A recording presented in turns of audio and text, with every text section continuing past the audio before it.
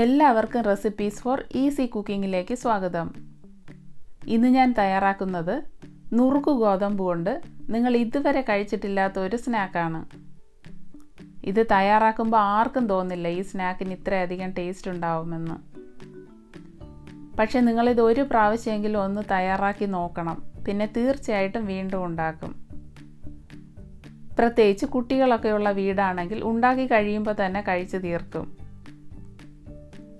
അപ്പോൾ നമുക്ക് വീഡിയോയിലേക്ക് പോകാം. ഞാനിവിടെ 1/2 കപ്പ് നുറുക്ക് ഗോതമ്പ് എടുത്തിട്ടുണ്ട്. ഇതിനെ നന്നായി കഴുകിയ ശേഷം കുക്കറിൽ 1 കപ്പ് വെള്ളം ചേർത്ത് ഒരു വിസിൽ വരുന്നത് വരെ കുക്ക് ചെയ്യാം. നുറുക്ക് ഗോതമ്പ് ഷുഗർ പേഷ്യൻസിന് മാത്രമല്ല ഏത് പ്രായത്തിലുള്ളവർക്കും വളരെ നല്ലതാണ്. ഇതിൽ ധാരാളം ഫൈബർ ഉണ്ട്, വിറ്റമിൻസും മിനറൽസും ഉണ്ട്.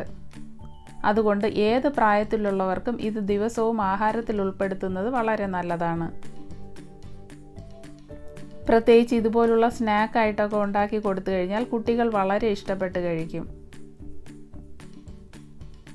കുക്കറിൽ ഒരു വിസിൽ വന്നിട്ടുണ്ട്. ഇനി സ്റ്റൗ ഓഫ് ചെയ്ത ശേഷം തണുക്കാനായി മാറ്റി വയ്ക്കാം. ഈ സമയം സ്നാക്ക് ഉണ്ടാക്കാൻ ആവശ്യമായ ബാക്കി സാധനങ്ങളെല്ലാം റെഡിയാക്കിയെടുക്കാം. ഞാനിവിടെ 100 ഗ്രാമോളം ബോൺലെസ് ചിക്കൻ എടുത്തിട്ടുണ്ട്. ഇതിനെ മിക്സിയുടെ ചെറിയ ജാറിലിട്ട് ചെറുതായിട്ടൊന്ന് അരച്ചെടുക്കാം. ചിക്കനിൽ ധാരാളം പ്രോട്ടീൻ ഉണ്ട്, അതുകൊണ്ട് ഗോതമ്പ് ചിക്കനും ഒരുമിച്ച് കഴിക്കുന്നത് വളരെ നല്ലതാണ്. ചിക്കൻ അരച്ചെടുത്തിട്ടുണ്ട്. ഇതിനെ മറ്റൊരു ബൗളിലേക്ക് മാറ്റി വെച്ച ശേഷം ബാക്കിയുള്ള ഇൻഗ്രീഡിയൻസ് എല്ലാം ചേർക്കാം. 1 ടേബിൾ സ്പൂൺ വെളുത്തുള്ളി അരിഞ്ഞത്, 1 ടേബിൾ സ്പൂൺ ഇഞ്ചി അരിഞ്ഞത്, 1 മീഡിയം സൈസ് സവാളയുടെ പകുതി ചെറുതായി അരിഞ്ഞത്, 1 ക്യാരറ്റ് ചെറുതായിട്ട് അരിഞ്ഞത്, 1 table spoon soya sauce, 1 table spoon tomato sauce, 1 teaspoon മഞ്ഞൾപ്പൊടി,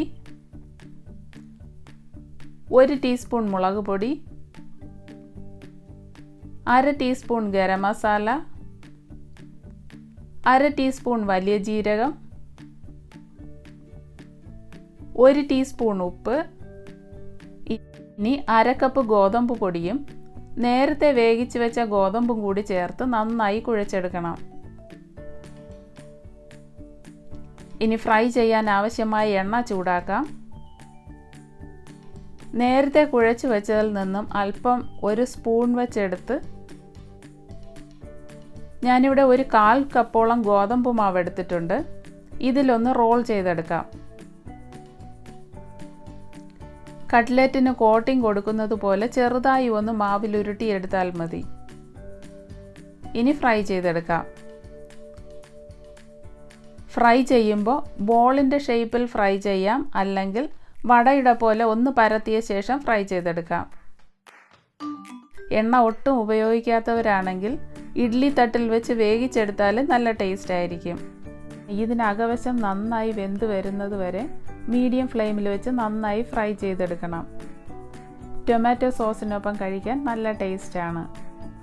ഇത് കുട്ടികൾക്ക് വളരെയധികം ഇഷ്ടപ്പെടും.